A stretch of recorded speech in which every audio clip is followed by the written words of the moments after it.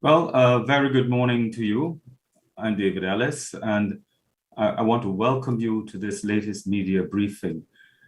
Today, we are going to pay particular attention to the concept of COVID community engagement. I have a special team of people brought together who can tell us a lot more about what is planned and why it is being done. This team is being led by Ms. Arlene Husbands, who is the lead coordinator and the person responsible for resource mobilization. And we also have with her Suzette Neblett-Strawn, a social worker and counselor with the Ministry of Health and Wellness. And Shari Green from the private sector. She is sales and marketing manager with McBride's Caribbean. And we have Chelsea Beckles, one of the community health liaison officers with the Ministry of Health, one of the people who will be going into the field, one of the people that you will be seeing in just a matter of days. Along with them, we are joined also by Dr. Adanna Grandison, who knows a lot about what is happening out there in the community in this fight against COVID-19, and she can update us on the progress that is being made within the Barbadian community. And of course, let me welcome the members of the media who join us periodically to have this discussion and to clarify any matters that you may need have clarified. Let's come first of all, though, to Ms. Arlene Husbands. Ms. Husbands, let's talk a bit about the background to this whole concept of community engagement. And perhaps you should begin by giving a little bit of information on your involvement in this type of work. Okay, good morning, everyone, and thank you, Mr. Ellis, for having us here this morning to share with the general public a very important initiative spearheaded by the Ministry of Health in collaboration with the University of the West Indies, the private sector, and other non-governmental organizations. So where do I fit in here? Given my background in public health over the last 20-something odd years, I have worked in the field of HIV and AIDS and was responsible in terms of helping to provide a multi-sectoral approach in that response, and that has gone over some 20 odd years ago.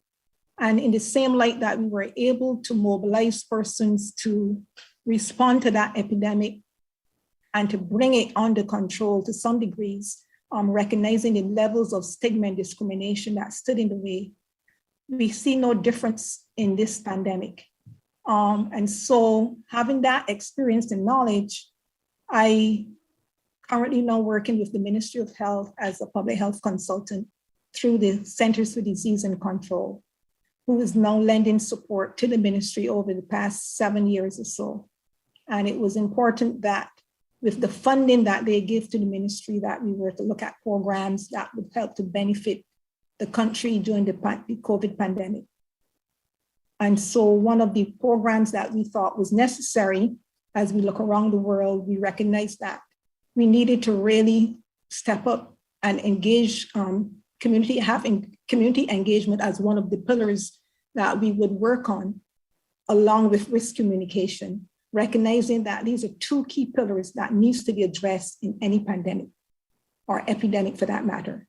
And so if we were to describe and say what is community engagement, it's basically working with the traditional community, civil society, governments, opinion leaders, expanding collaboratively, we're working with them, looking at the situation, what are the areas that they have to cope with, and what are the barriers that they have to face in dealing with such a pandemic such as COVID-19. And what we know for sure is that once we can mobilize persons and engage them in activities at the community level, they take a sense of pride in wanting to really do something. And as we know, over the past 20 months, we have seen where we would have started out with the messaging and hoping that persons would adhere to certain protocols and so on. But then over the years, over the weeks, we saw persons just lagging, disregarding the protocols and so on. And we felt like this is more than just sitting where we are and putting out the campaigns and saying we need to do this and we need to do that. We need to get to the hearts of the persons. We need to get into the communities. We need to understand their beliefs and their fears. What are the barriers that they're facing that will cause them to take a risk in contracting COVID? And so it was time for us to really move and mobilize the resources, human and financial, to get into the communities, because once we know we can get there and move them to the point where that they become so engaged to take responsibility and not leave it to the Ministry of Health or any other ministry for that matter, but to take on that role of looking out for each other, building back that community spirit. I think that once we can do that, I believe that we can begin to wrestle this fight with the COVID virus down to the ground and continue to look for a rebounding of the economy, to look for workplaces who are now suffering, children who are out of school that needs to get back to face-to-face. So there's a number of things that we can gain from involving in such an initiative, such as the critical mission of saving lives, which the ministry, as I said, is now spearheading. So we are doing it, as I said, it is a collaborative effort with the US Centers for Disease Control and the Task Force for Global Health, along with the University of West Indies and the private sector and the NGOs, such as the church and faith-based organizations, who we need all hands on deck to make this a real worthwhile initiative that will help us to rebound in this economy. You make the point that it is a multi-sectoral approach, which means that people drawn from a variety of public and private sector interests are being encouraged to participate in this. And I can say to you that leading this charge would not only be the Ministry of Health, but you also have the commitment to the Office of the Prime Minister of Barbados in trying to push this particular concept. Now, explain for people exactly how it would work. When you say that you're going into the community, what exactly are the mechanisms and tools that you are employing to reach people and to get people to reach you? Okay, so one of the things that we are doing, first of all, we would want to sensitize the persons who are actually going into the communities, helping them to have an understanding of what we would expect of them.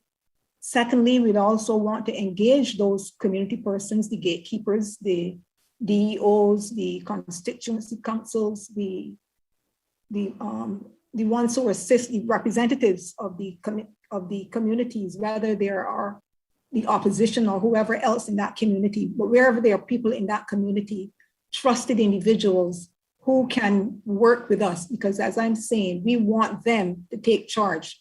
So it's not like we are going in there to take over. So before we go in, we want to identify who are those trusted persons, who are those persons that know this community well, that in the end, when we leave, they will be the ones to be going from door to door to check on that person who might have had, because we will, of course, going to train them how to look for signs and symptoms that might be misdiagnosed. Persons might be saying it might be a little cold or whatnot, but very well it could have been the onset of COVID. And so we are looking to hear from them, understand what are the concerns, what are the challenges that, preventing them. Do they have good, clean running water, which could be a barrier in itself if you cannot have soap and water to wash your hands, and to be able to gather that information and to go back then to help them in terms of the resources that are required to help provide them with those resources. So we're doing two things. As I said, we are going to sensitize the persons who are going to go into the communities, and we also going to be working at the level of the communities through the DEOs and through the parliamentary representatives who are in that community to identify persons to work along with us to be able to lend the support to their neighbors and build back the communities. And then the Ministry of Health, the response will be then to, once persons need to get into care, it will be then our responsibilities to work with whoever else we need to work with to get those persons into care. And as you're aware right now, we have, and Dr. Adanna Grandison will speak to that, the number of persons that we have in home isolation and quarantine is clearly presenting an issue because of the breaches that are taking place. And that is something that we would want to address So we want to get some information to persons to help them understand how best to manage, how best to cope with COVID carefully. So that is what we are planning to do. We will obviously work with the community health liaison officers, again, who works very closely with the COVID unit. And also we will work with the University of West Indies, who had students who supported the Give Back program, to have them on board with us as well. And also they will benefit from such an initiative as this as they seek to give back their hours. Introduce us to some of the other members of this team. Okay, all right. I would like to first introduce Ms. Suzette Neblett-Strawn, who I said is the social worker and the counselor who will be taking care of the training and providing persons with the information that is needed. She's very experienced, having worked over the years, again, with the HIV program. She will be best able to say what it is that we will be doing in the communities as well when we get there. Well, let's get there right now. Let's hear directly from Suzette Neblett-Strawn how she sees this particular program, how she's looking forward to it. I think you may be muted still. Yes, thank you. I'm looking forward to it with great anticipation. As a social worker, community work is part of my daily duty.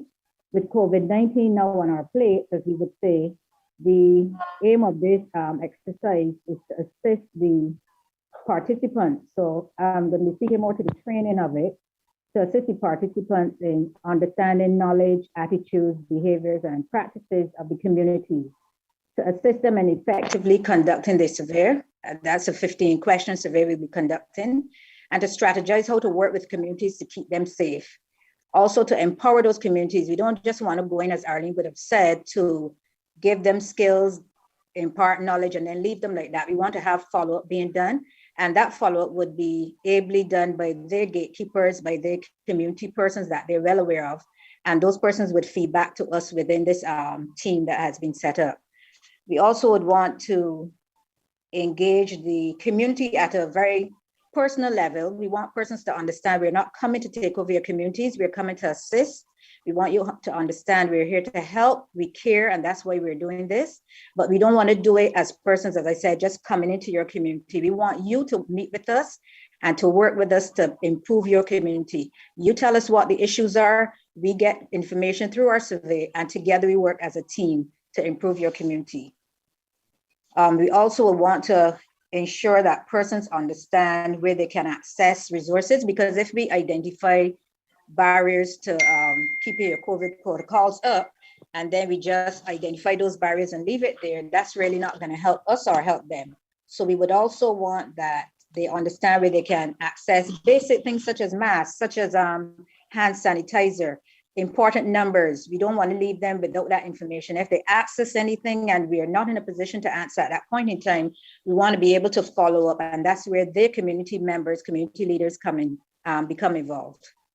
It's very important, though, that we speak about the role of the private sector in all of this. And that's where we turn now to someone who is from the private sector, from Shari Green, Sales and Marketing Manager with McBride's Caribbean.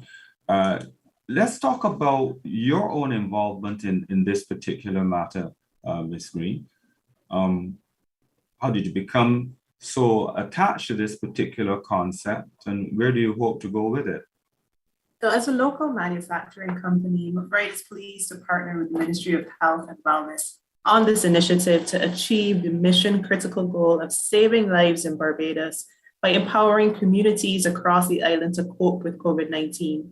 As a nation, we know we are confronting a dangerous third wave of COVID-19 infections, and we need to reduce the amount of virus in the country to return to a greater semblance of normalcy, to allow schools to reopen for face-to-face classes for our teachers and our children, to ease our healthcare workers, to revive our economy so Barbadians can get back to work, to reopen places of worship, and to protect our loved ones from the potentially adverse symptoms of long COVID, and ultimately to save lives.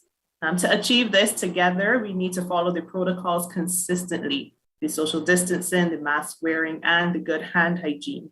McBride has seen it fit to partner with the ministry on this initiative to provide BEEP, liquid hand sanitizer, and the new BEEP travel size disinfectant spray to members of the community who participate in these surveys. These products will equip individuals with what they need to maintain proper hand hygiene and to kill the coronavirus on surfaces that causes COVID-19 and ultimately reduce transmission. I would like to appeal to members of the communities where the ministry is focusing this phase of its outreach to support the work being done and to participate in the surveys when approached by the team.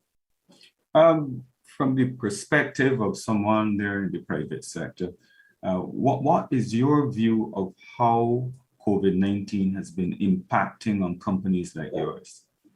It has been a challenge for McBride. We, just like everyone else in Barbados, we have been impacted by the virus directly.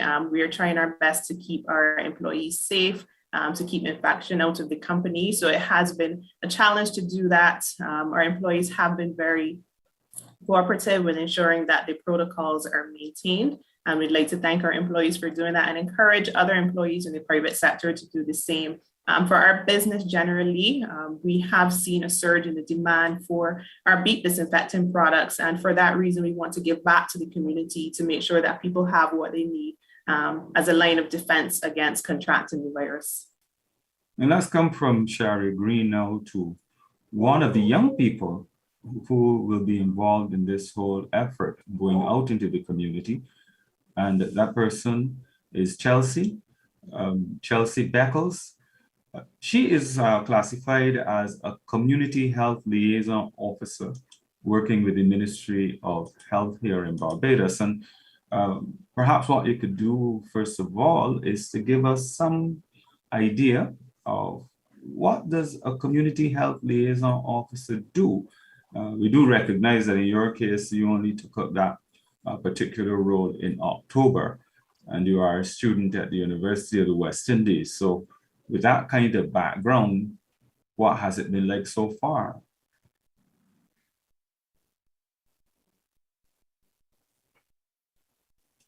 That's the question for you, Chelsea. You may be muted.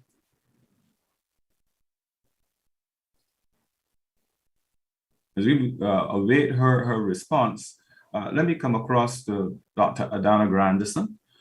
Dr. Grandison, we are talking about trying to reach people in the community, but I'd like you to share with us what exactly is happening out there in an environment where we have so many thousands of people now in home isolation.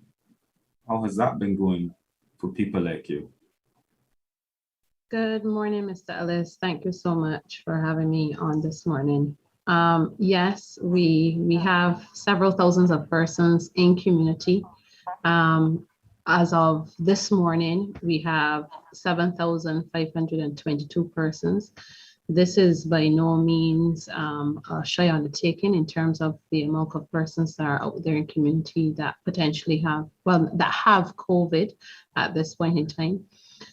We have noticed that there are persons who are certainly complying with the regulations and accepting care. However, with these increasing numbers, we continue to see that we do have some unfortunate persons who are either concerned, scared to have that escalation of care and to be transported because of the unknown at the facilities, which to a certain extent I can understand.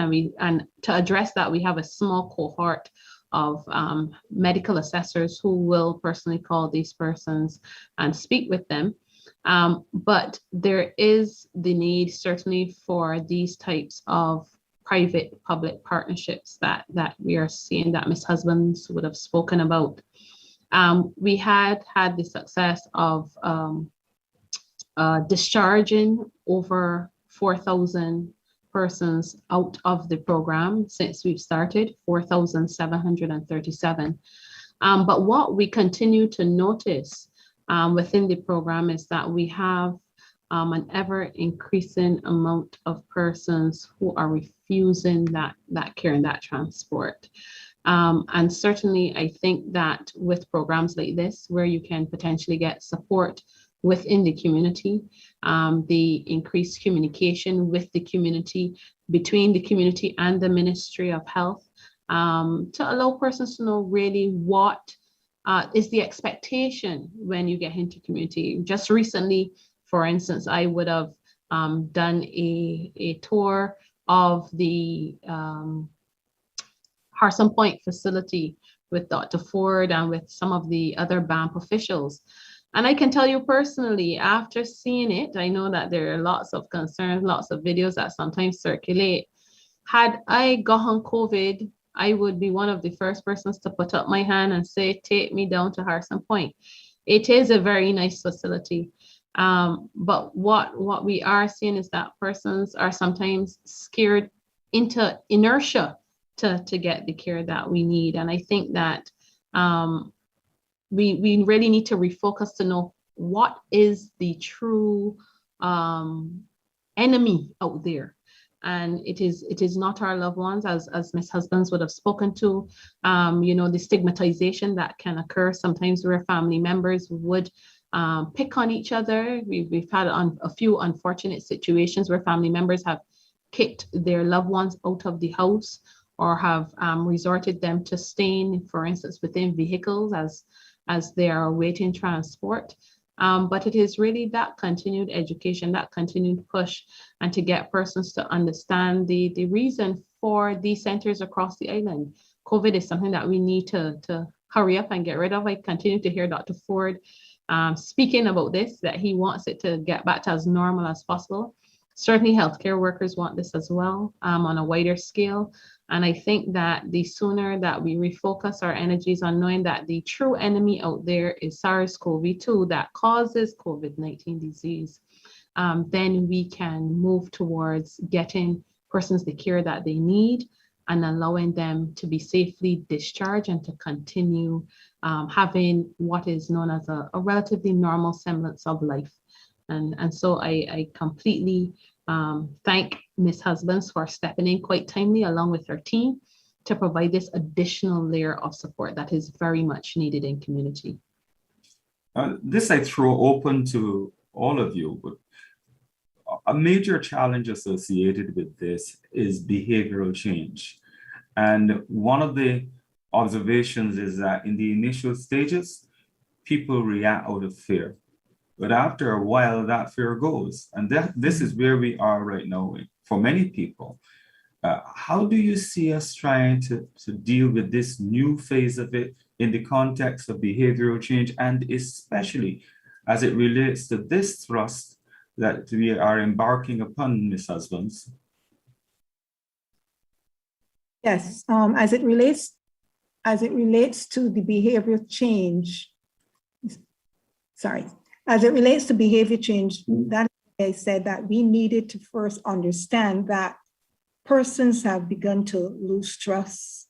There's a lot of mis and disinformation out there, and therefore that influences then a person's behavior. So I think we have a lot to do by engaging them in understanding what are their fears, what are their trusted sources, and from that, the data that we are collecting is looking at what are some of their trusted sources. Who do they get their information from? Who do they believe? As far as COVID is concerned, do they believe that it exists? Because some people is thinking that it's a myth and it cannot happen to them. So helping a person to first, as you know, in trying to change anything, any behavior, you first have to get that person to accept that there is a challenge there, that there's a problem with them, whether them not wanting to understand or they're doing something that they need to probably say, look, I need to, maybe if I'm overeating, maybe I need to cut back. I'm just using that as an example in terms of how do you deal with, weight gain and so you need to look at different approaches. One of the things that we thought that we probably need to do when we think about it, when we had to deal with HIV in the early stages, we conducted what we call a pretest, and we still do that. And what that does, that help a person to assess their risks. So you go through a number of questions, and sometimes, they're not even thinking about what would put them at risk. But then when you go down a list and you start listening and saying, oh, this could have probably put you at risk, getting on the bus, getting in a place where there's a lot of people and they're not wearing masks, and we go through a whole lot of them, then people begin to see that maybe, I'm doing this, I'm not paying attention to this or the other. So I think that is the basis for us wanting to understand what it is and to understand the knowledge levels, their beliefs, their practices, and then we can work with them, even in terms of the messaging, to have the messaging coming from the communities, helping us to say, look, this is what happened in our community. A message such as this would probably be more effective, right? So I'm thinking that getting them engaged and giving them the tools and the resources to help, craft the messaging. And also, as we said, trying to play that the neighborly role of checking out, going from door to door. If you miss some person over a couple of days, again, you go and you say, well, look, I haven't seen a person, let us go and check them out. If they're having symptoms, how far along are you? Do you need, what are your oxygen levels? If they don't know that, of course, we're going to be mentioning that and talking about the oximeters, how important they are. And if they don't have them, then we will try to source and to direct that. The good thing about this also, I must mention to David, is that we will also seek to have Digicel and Flow on board, which will allow us then to give some top-ups to persons who participate in the survey. Doing that allows us to have a contact number that we can then do a post follow-up at some point later to see if things are going, they've made any changes or there's any challenges that they need to go. And then with that follow-up survey, they get another top-up. So it opens up give us the opportunity to constantly engage with them and to look and see if there are any changes that they're making, because behavior takes a little while. But the point is, once they begin to change, they themselves can begin to influence others in their community. Will say, you know what, I've been doing this since I got this information and it's really useful. I'm going to encourage you to do the same. So explain who are the target groups.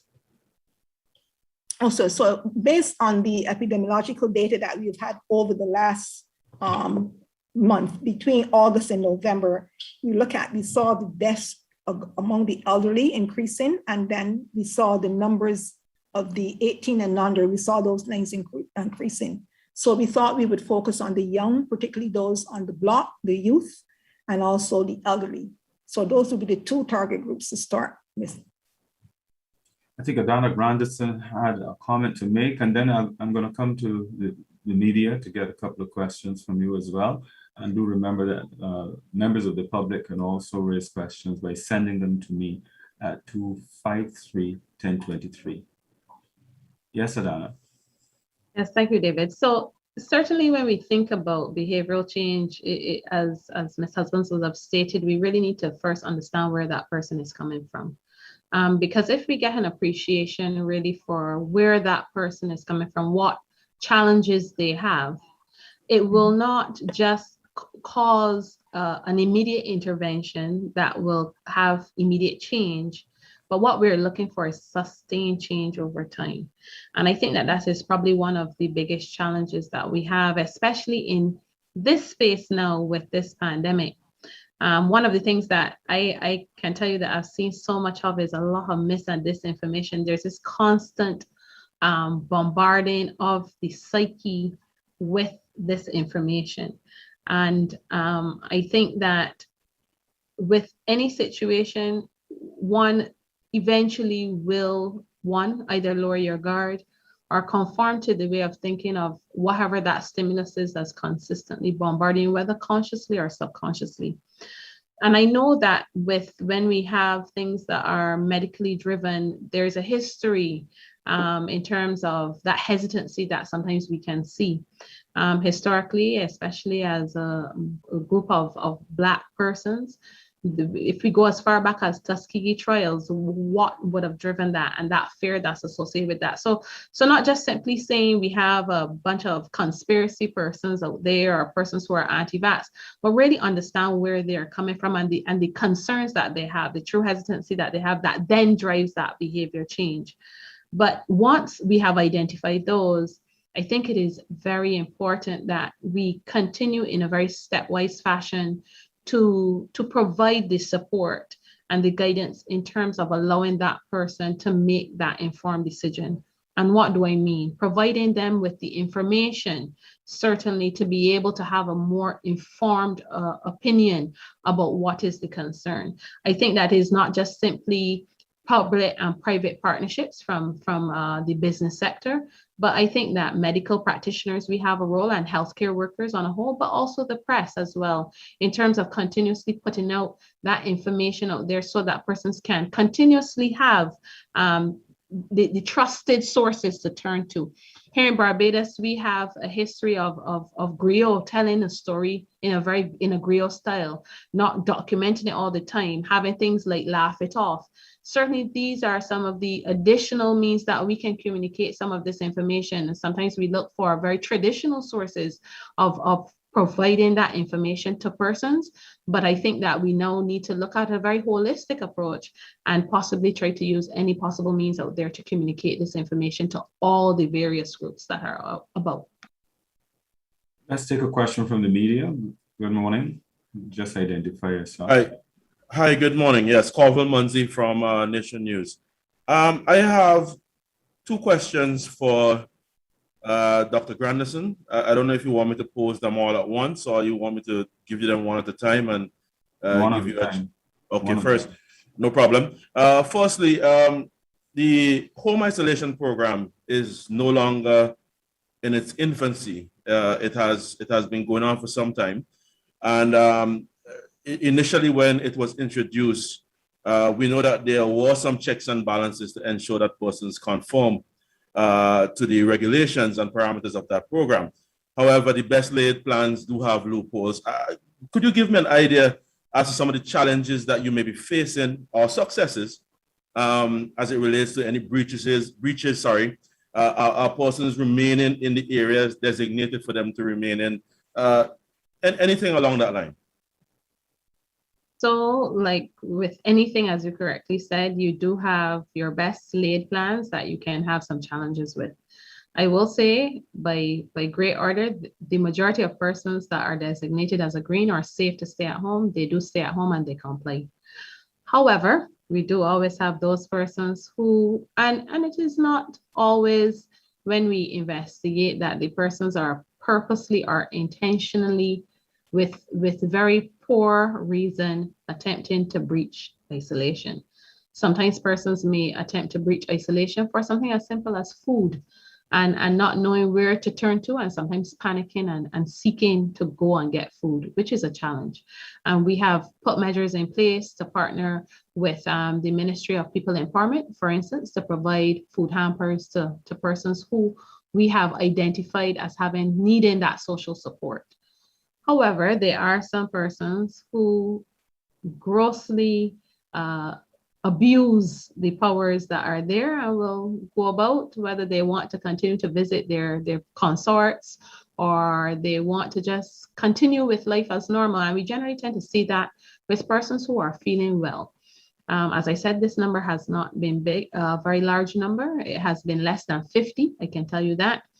Those persons have been brought to the attention of the CMU, which is the COVID monitoring unit, and they actually perform their investigations with an escalation as needed to the Royal Barbados Police Force for further action.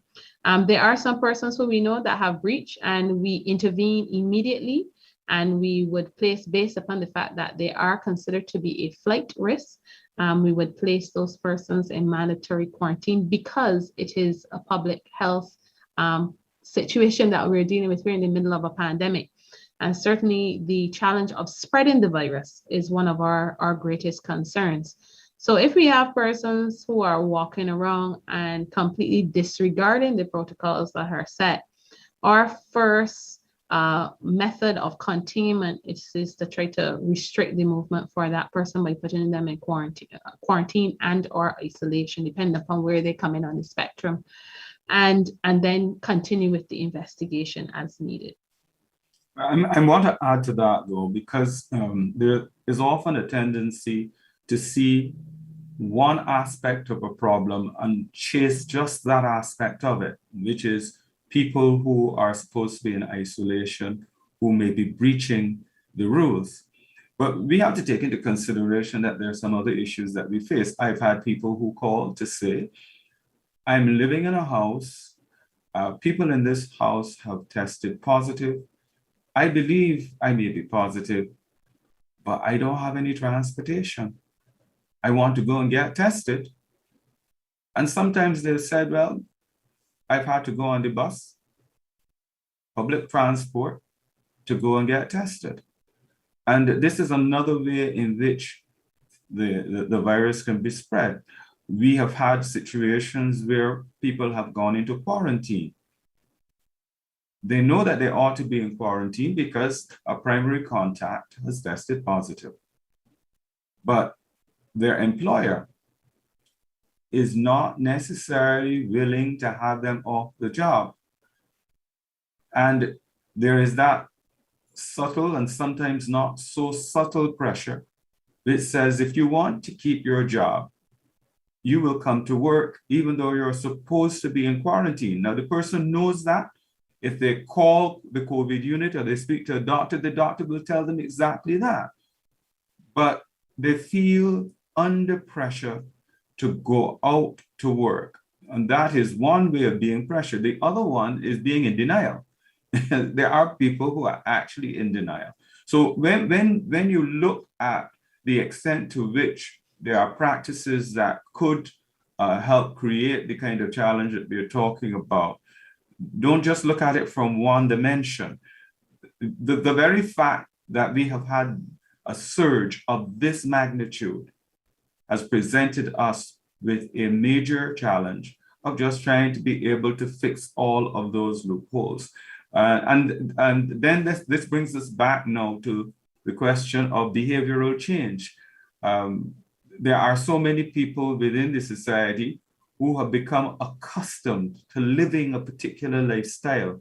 Mm-hmm. And I hear all the time, and other members of the team can tell us, but people say you can't let COVID stop you from living your life. What that means, you are fat, you are doing all the things that you were doing before. And to what extent are these factors, to what extent do they have to be taken into consideration when we go out there and send young people out there, Arlene and Suzette, when it comes to trying to, first of all, identify what are these major behaviors that we need to change, and having identified the behaviors, explain to the public what happens next. And let me also point out that the young lady who was supposed to be online with us, she's been having technical problems and dropped offline, Chelsea Beckles, and we do apologize for her absence. So Suzette, you can tell us, first of all, how you see us grappling with that particular matter as a social worker and counselor. Yes, as we all would be aware, behavior change for any topic is usually very challenging. My way of addressing issues would be to start with very small changes. We don't want to go into any community, whether it be COVID or dealing with any other issue, and bring about drastic changes. Yes, it is a public health matter, we address it, but we also have to, as you said, be mindful of the fact that behaviors are not that easy to change, and persons would have incorporated these behaviors in their lifestyle for quite some time. We would also want that persons would understand we're not coming, as I said earlier, to take over their community. We want to engage them. Sometimes a simple message of protect you, protect me. We don't want to go there and be barking at persons, saying to them, get on your mask, put on your mask. Yes, that's what we would want, that they would wear the mask effectively and correctly and so on. But we would also need to be mindful of how we're addressing these individuals. Persons sometimes see us as threats coming into their community to effect these changes, but we have to engage them. We have to get their cooperation so that our messages and our ideals would be reached. So something as simple as protect you, protect me, when you're speaking to persons about wearing the mask, can help to alleviate that aggression that persons may be coming with or may have been used to from other persons going out in the community to them. We also would want to recognize that we have to begin with correct information. We have to look at dispelling myths. Yes, we know they're going to be the persons out there, the anti-COVID persons, the anti-vaccine persons, but we also have to be mindful that if we can affect change in one community, affect change in one household, that's where we have to start. It's not going to be an overnight magical situation or effect, but we want to know that we will not give up. We want the communities to know that we care. We are here to listen to them. If nobody has listened to them before, we are here to listen to them, to hear what the issues are. And the aim is to work with them to effect these changes. We cannot effect behavior change by just telling them what to do. We have to find out why they're not wearing the masks, why they're not wearing them correctly. Do they have access to masks? So therefore, we're looking at having locations within the community where masks and sanitizers will be made available. We heard earlier that the food hampers, the care packages will be made available as well. And persons need to know that these things are available. They also need to know how they can reach out to us. If they have a question, if they have a query, we meet situations where houses are overcrowded. How do we then go and tell these persons overnight quarantine effectively or isolate effectively? What can be put in place to assist them? Because we're obviously promoting the home isolation and home quarantining, but have we really assessed these households to see if that can actually be done effectively? So we're hoping that with the survey, with the walking through the communities, through the alleys, through the villages, that we can get an input as to how exactly, with the assistance of the community, we can affect behavior change. This person wants to know how they can get involved in this community program. And I think that applies to average citizens and to business people as well, because as we said from the very beginning, this is supposed to be what they call multi-sectoral, involving various government departments as well, because a critical issue here is to mobilize the resources that we have. If you look at the government of Barbados and the various ministries and departments that exist, you have so many resources that are available to us, but it's trying to bring more people together to understand that this is a united effort, and to have the private sector and NGOs also involved. So if there are people who want to be part of this, where do they go? Okay, I'll let Arlene expand on that, but what I would also say is that persons can contact the COVID hotline, and we can leave that information there as we go through the communities, and we have identified the gatekeepers, stakeholders in the community. We would also have those persons reach out to others who want to join this effort, but I'll let Arlene expand on that. Thank you, Suzette. I really appreciate that. I think you touched exactly on what I was going to say. And also to add that even though we are focusing on those areas that are most heavily affected by COVID in the urban corridors, if persons who's outside of that express an interest, I really commend them for doing that, because what can happen is that we can begin to also work with them so that they can begin to mobilize their community. They don't have to wait for COVID to arrive. We're not waiting for it to arrive. We're making every effort to make sure that we push back COVID. So if they wanted to start with a group within their community to do the same thing in terms of the gatekeeping and watching out and looking out for others, we welcome that, and we would more or less engage them, giving them the training that is required so that they can then help their communities. I also wanted to add, as we spoke about the behavior change, Dr. Grandison would have alluded to the various mediums that we could use. And one of the activities that we have that I would like to make sure that we engage the media, and we have that plan as an activity where we have the key influencers, whether it be a DJ, whoever it is that these persons will listen to. I wouldn't expect somebody like myself maybe to go on the block, but you get one of the good DJs that they're familiar with to go in there and do some chants or whatnot, and they're singing along and getting the message. That is another way of getting the messages out in a form that persons can appreciate for the various target audiences. So the idea is really to understand what works for them and to hear from them if we were trying to help. Because one of the questions on the survey is how best can the ministry improve its program, its information dissemination programs? How best can they what can they do to improve what we are currently doing? So that kind of information we are really seeking to get from the communities, because at the end of the day, it is the communities that are going to be still there. They're going to be working together when we leave. So we need to build as much cohesiveness among them, helping them to understand there's no need to stigmatize and so on, because we know that unlike HIV, this is invisible. You can't see it. You don't know when it's coming at you, but you know that what are the risks, and you can help to reduce your risk. So getting on the bus is something you have no control over. Where in HIV, you either have to decide whether or not, if you engage in an unprotected sex, you will say, well, yes, I know you can get it that way. So COVID is a little bit harder in terms of trying to have your mind set and preparing for it. There are certain things you can do, but then sometimes you find yourself, you drop your guard, and you say, shoot, I should have kept on my mask just now. I was around this person for longer than 15 minutes. It might be a little, the chances of me being exposed is there. So I'm thinking that whatever creative ways that we can come up with, we intend to use them. So the person that wanted to be a part of it and wants to join, Mr. Ellis, if they call the hotline, if they don't get through, and they could send a WhatsApp to the number that you share, we would more than welcome to get it. They certainly can send me and get back to them. Well. But there's always this talk about the urban corridors. A lot of people don't have a clue exactly what that means. So when you talk about going into the urban corridors, where exactly are you going, and on what basis are you going there? And when exactly are you planning to start this?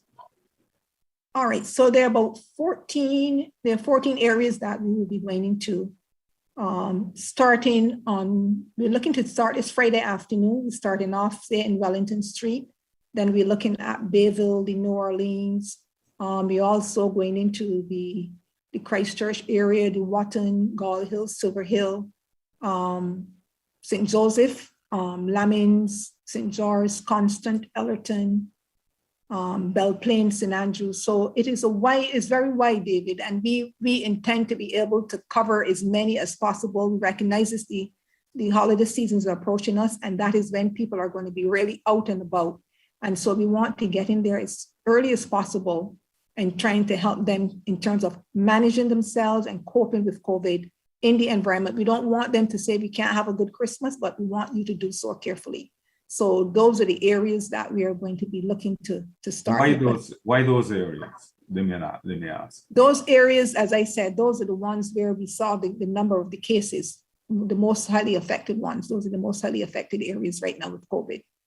I think Colville Munzi had a second question that he never got the chance to pose. Yes, Dr. Grandison, again, going back to the home isolation issue, you would have mentioned, sorry, let me turn on my camera. I didn't realize it was off. Yes, you would have mentioned that the fear of persons going into isolation. Do you think that this now requires intervention at the level of the CMO, since he does have the power to, under public health safety, to mandate that persons, if they need to be transported to the to isolation, as this is a public safety issue, and then also to the social workers on the program, and also to any medical professionals here. The Christmas season is coming up. What are our fears? Persons obviously COVID fatigue, maybe looking for opportunity to let loose a bit. What are our fears this time around? As it relates to even, a resurgence or a greater surge of the virus this Christmas season, after the Christmas season? Thanks for the question, Colville. In terms of persons being fearful of going into isolation centers. Now, on one hand, we can state that, yes, there is the intervention that can be used from the CMO. However, that is not the first intervention that we aim for. Remember, sometimes even, and it is, that is a classic example of behavior change. You have a person who's fearful, and why is this fear presenting? It is presenting most likely because of the unknown, sometimes because of a horror story that they may have heard circulating on social media, something that may have been posted in print media, all of these things, a story probably from a family member or a loved one. Sometimes something as simple as having that conversation with the person and understanding what their concerns are, or them not understanding what the process is at the facility, is all that's needed. And so that's why we have a very small team that will call back these persons initially if when they make it known to the operations center on transport, just prior to transport, that they're unwilling to be transported. Our first aim is to sit down and have that conversation again in a more detailed fashion and really try to appreciate what that person's fears and concerns are. It's something that we as medical providers do every single day in our history taking and communication to patients. In order for you to effect behavioral change, one of the things you have to be able to understand, and this is something that we would have all been taught in family med, understand the patient's fears, understand the patient's concerns. If you attempt to intervene without first ironing out and trying to gain appreciation for that, I think you've lost the patient, and that's the reality.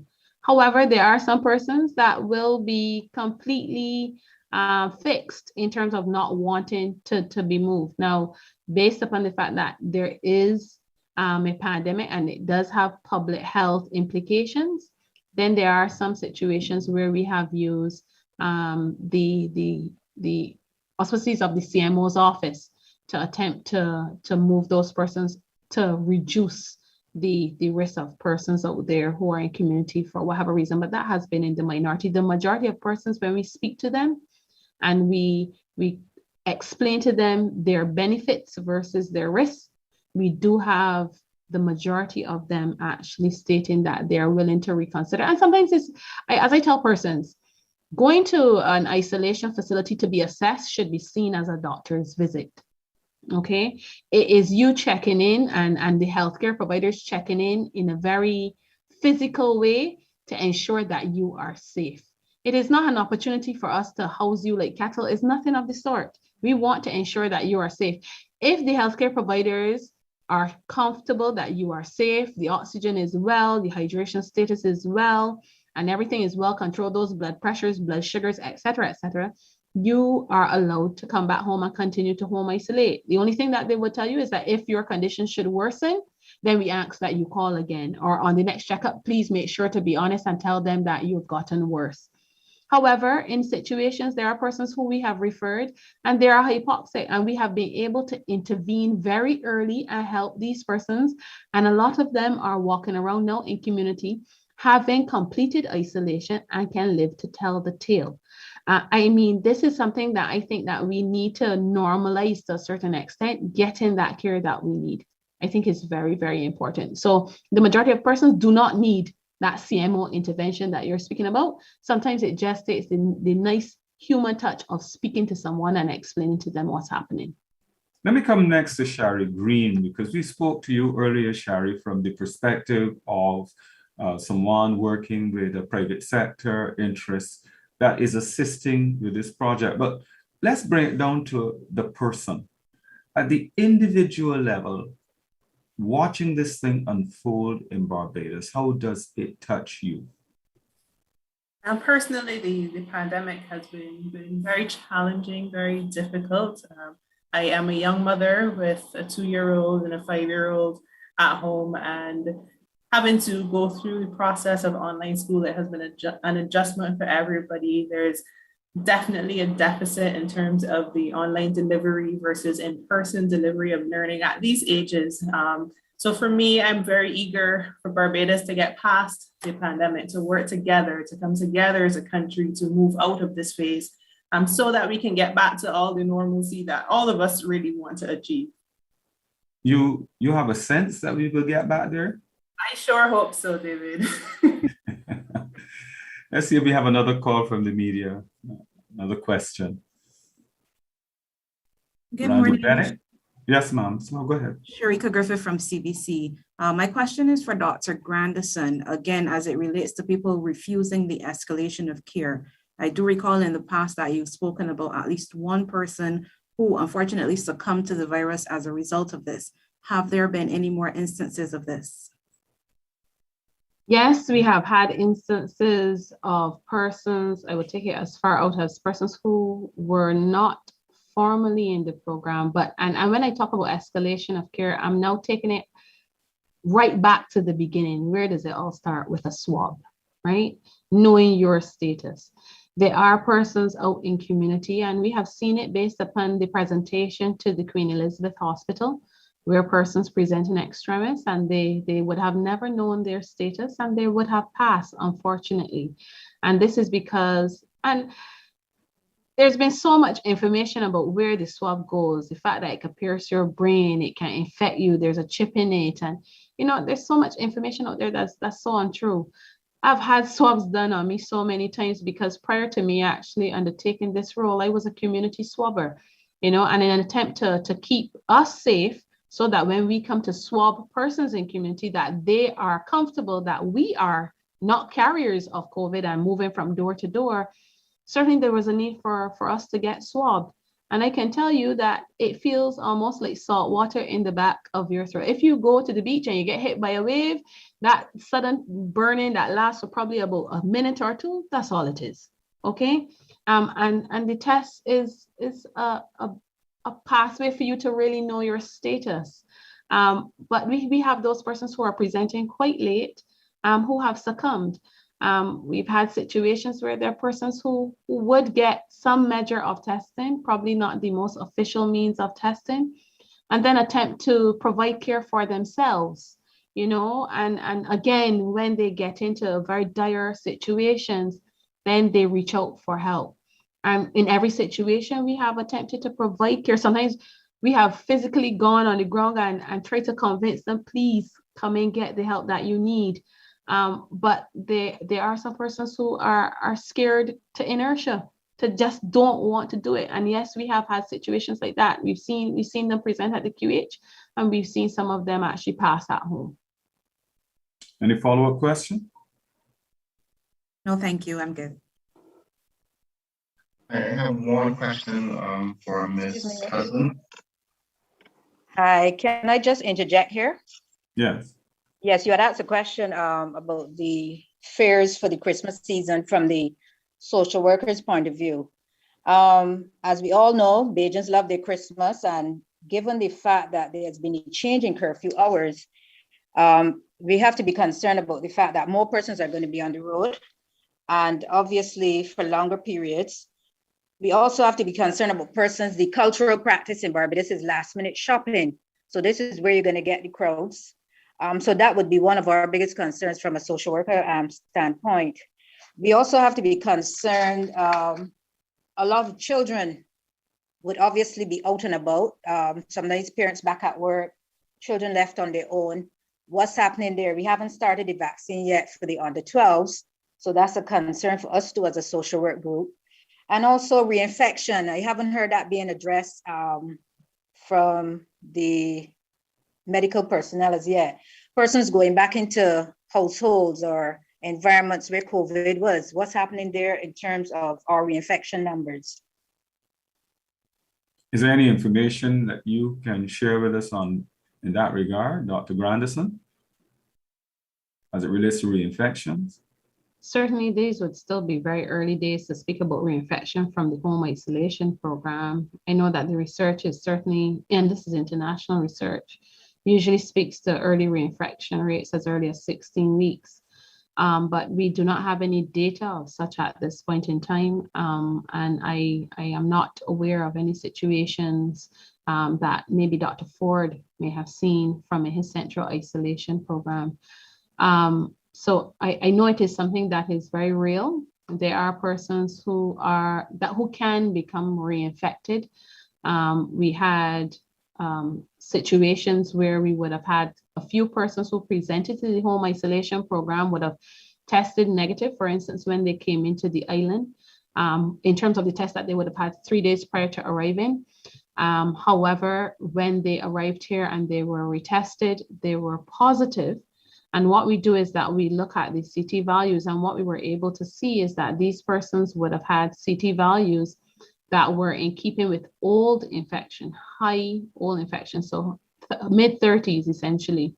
Now, when you look at where the person was coming from, the cutoff or what they would call a positive versus a negative is lower than us. So our limit of detection is actually set lower so that persons, we can be aware of these persons coming into community. And what do we do in situations like this? We would retest that person within a 24-hour period to see if it is that this is either early infection, because at the time you have to suspect that it's very early infection, but we would retest this person. If the CT value doubles down and the CT value number gets lower, then we would know, yes, this is some person that has active infection. But in every single case that we've had, these persons' CT values would have either held at the actual level that it was or increased, means that they were going even more towards a negative status. And so I cannot state that in any of these cases where persons would have come and said, well, I've traveled to Barbados, I had COVID back in September or July or August, and I'm now presenting with a positive test on our shores, that these are reinfected cases at this point in time. Any follow-up from you, Randy Bennett? I have one question for Ms. Husbands. When asked about behavior change, she made mention of people losing trust. I just wanted to clarify that, and I wanted her point of view if she believed that Barbadians were losing trust in government's ability to handle this pandemic and to bring it under control. Okay, in response to my saying losing trust, that is just persons who would say that we will say one thing one day and then the next day it changes, not recognizing that when the protocols or the whatever we lay out, when those change, they think that we don't know what we're doing from that perspective. And so if we say that you relaxing the protocols and you're saying that you can't have, or you're not going to allow persons to be out between the 5 hour, between the 9, when the curfew was at 9, the idea was, why would we want to put it any later than 9 o'clock? Why can't we make it later, like we back down to midnight? Because for them, they don't see a chance us with COVID happening within that period. That is happening. Why are we moving it down to 12 o'clock? In their mind, they're saying, well, we don't even know what they're doing, because they keep moving it, not recognizing that because of the fluidity of COVID-1. And then we also look at how the trends are, how things are trending. That is what's guiding the decisions that are taken. So I'm just saying, in terms of them losing trust, we have to get out there and help them to rebuild and to understand why we do some of the things that we are doing. And we can't just open back up the country like how it's happening in Europe and other places where people are just carefree, not wearing masks. And because we are a small society, that we can do that. But there are other things that they need to look at when these large countries that are doing that. Their vaccination rates are way higher than us. So in parallel, we can't just compare apples and oranges. So that's where I'm talking about in terms of them losing trust and can't understand why it is that we're doing certain things, or we say something today and then the next 2 months or 3 months, it changes. I think though, Randy, that that's a challenge that is not peculiar to Barbados as a country.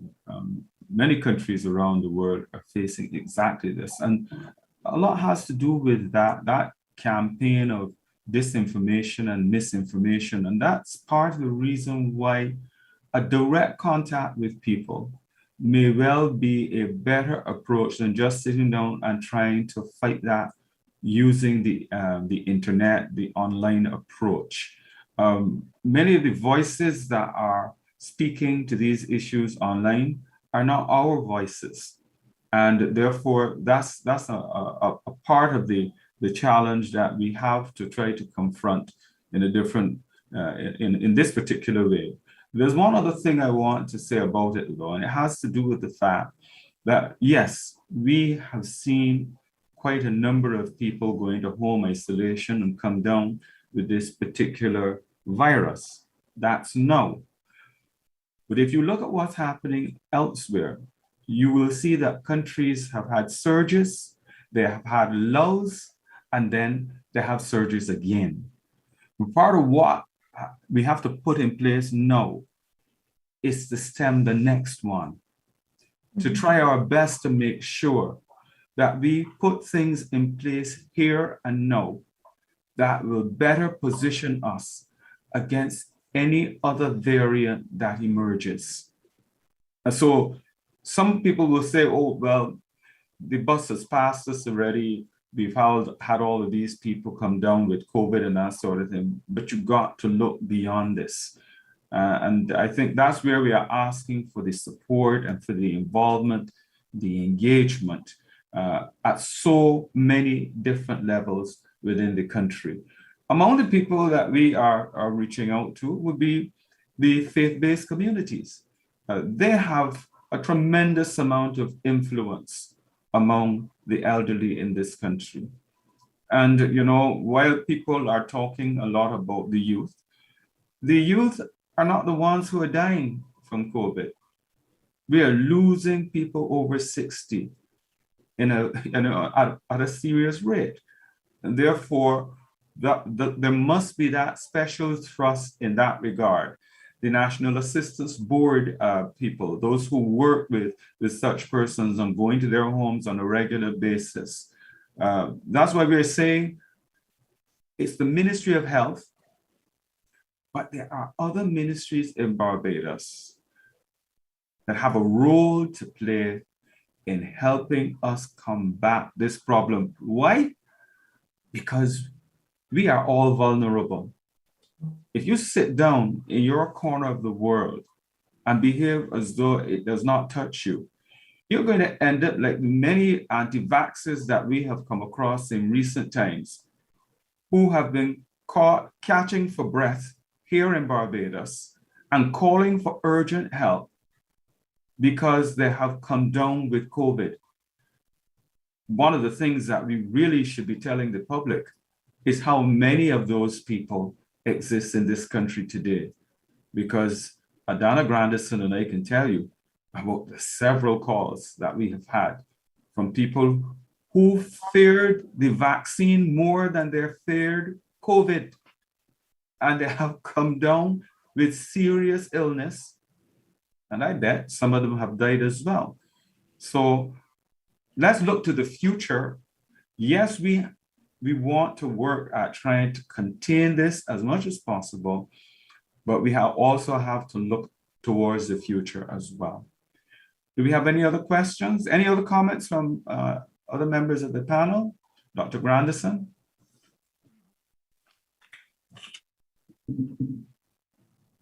I just think that this initiative that Ms. Husbands is undertaking, I think is a very timely intervention. I know that there are some persons who may think that, oh, well, it's just another means of collecting information that still will not benefit us. But I can tell you that a lot of the interventions that we have made from, and certainly from the onset of the home isolation program has been driven by what we have been fed from the community in terms of data. The limited data that we have for that short space of time in terms of what we are seeing, the amount of persons, for instance, that based upon the total number tested that will require urgent and emergent care. Certainly we now have, very early on, I would have spoken to you about, for instance, the red bus, which is a bus that has oxygen capability to move persons out of community very quickly. That is now up and running. And it's because we want to be able to give persons the best possible chance. As David said, there are some persons who have resisted initially and were quite fixed in terms of saying, I am not moving, I'm not going anywhere. However, when the shortness of breath starts and the difficulty breathing start, the intervention then is made. They reach out, and there are some certain situations where we get them to the facility in a timely fashion. However, at that point in time, the disease process has gotten to the point where the entire lungs are involved. Now, if you have the lungs entirely involved in your process, and I have explained this here to our listeners in terms of how these lungs are working. Generally, lungs exchange air quite seamlessly and allow for oxygen to move from the lungs to the blood vessels so that the body can take in the oxygen that it needs. When there is a lot of mucus in that space, that reduces the amount of oxygen that is being transferred from the lungs into the blood vessels and increasing that time to do so, which results in you feeling short of breath. There is very little that a doctor can do, even with forced ventilation. Because what ventilation really is, we're trying to force oxygen into the lungs so that it attempts to cross into the bloodstream a lot easier. And even with that intervention, sometimes that does not help. And that is why we keep saying to persons, we want you to present early. So I will say that continue please to participate in the surveys, and when the persons come out into community, provide us with the information. Please continue. If you want to assist, call the COVID hotline, which is 536-4500. For our patients in the program, call 536-1800. Continue to report to David, because I can tell you, David really sends a lot of messages to me. Every single one that he sends to me, we act on. So it doesn't really make a difference what means you use to communicate. Please just send your communications. We will respond. We will get out help to you. Thanks. And I want the last word to be yours, Arlene Husbands. When these young people, CHLOs as they're called, community health liaison officers and students, come into the community on Friday, how will they be identified? How will they be dressed? Okay, so once they go into the communities, we are hoping that everybody can be well seen and recognized. And so we have this bright orange shirt. Can you see? We're here to listen, here to help. That's what it says. And we care at the back. So is that the back or the front? That's the back. That's the back, and we are sharing that. That's the message that we want to share. At the core of, at the core of all of this is our need to lend that care and show compassion. The one thing we want to do, as we said, in all communities, is to help destigmatize COVID, so persons can, reach out and look out for each other. You made a point about the faith-based organizations, and I do believe, yes, they have a role to play, and I know that they're willing to play that role as well. Because when we talk about saving lives, they'll be the first one to say to you that, with all of this, we have to remain prayerful. We could only know that whatever we do, we cannot do it on our own. And in saving lives, we could only rest on one person to do that for us. So having said that, I am looking out for all of the support that we could possibly get as we go into the communities, so that all hands are on deck. We have to have that, maintain that dogged determination to push COVID back and take back our communities from this invisible enemy. Well, thank you very much, Arlene Husbands, for sharing all this information with us today. We also want to thank you, Dr. Adanna Grandison, Suzette Neplitz-Strong, and Shari Green, all of you, for making yourselves available so that we could have yet another COVID media briefing. Of course, I want to thank the media representatives who joined us as well. And those of you from the public, perhaps next week we will come back to having one of those general sessions where all the many questions that you were posing to me this morning could not have been addressed today, but we look forward to doing so next week. So thank you very much, and do have a wonderful day.